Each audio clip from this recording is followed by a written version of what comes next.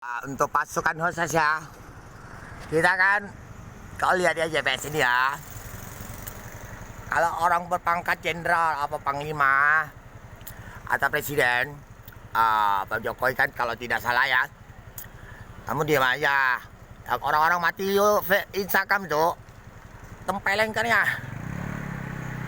kita digawe apa? Kamu sama virus tak baca, kamu gucuan.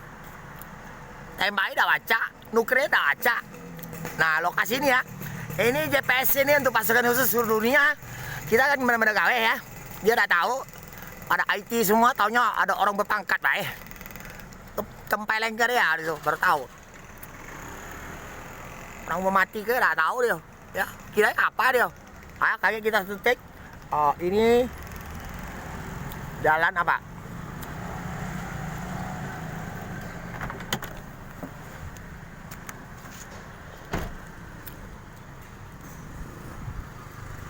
Ya, tokonya ya.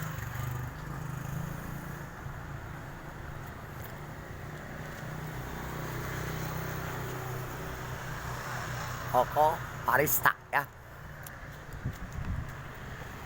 Gang pelangnya ya.